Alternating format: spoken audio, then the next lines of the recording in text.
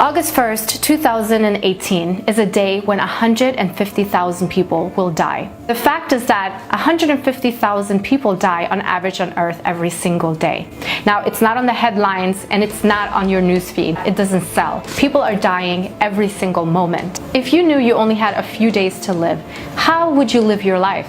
Would you wake up and turn the TV on, or would you go outside and play with your kids? Would you leave that draining relationship, or would you quit that job that you absolutely hate? Would you find your true inner purpose and try and live 100% instead of living 20% every single day? If 56 million people are dying every single year, 6,316 people die per hour, 105 people die per minute, 2 people die every single second. There's so much pain going on in someone's family this very moment. What makes us think that we're gonna live forever? What makes us plan like there's no end? So how are we taking advantage of this very precious moment that we have, this very moment? Let me share an interesting story from the ancient book Mahabharata. After 12 years in exile, the great king Yudhisthira and his brothers, the Pandavas, were looking for a place to reside. While roaming the forest, 4 of the brothers became stricken with thirst. They ended up at a beautiful lake in which they started drinking the water. Instantly, they died. Waiting for his brother, noticing they weren't coming back, Yudhisthira went to search for them and finally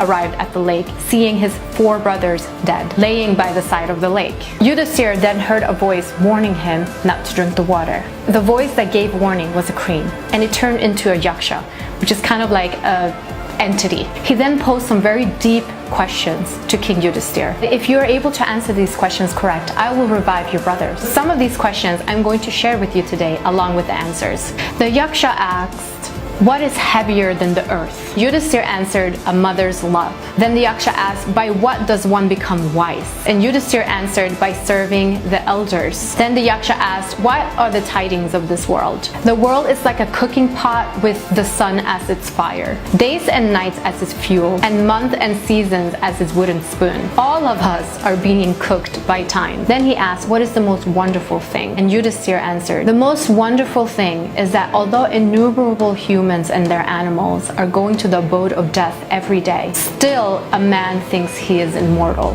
And then he asked, "What makes the soul rise out of matter?" "It is knowledge of the supreme or the divine that makes one rise out of matter." At the answers of these questions, the yaksha immediately revived the brothers. We have some beautiful guidance on how to live life within this story. The main thing is there's nothing more powerful than love. There's nothing more expansive and heavy and abundant than love. The second thing is seek the wise and learn from them, serve them. We advance as a society, as a human being, by learning from those who have been there, done it. The tidings of the world is that time is passing by.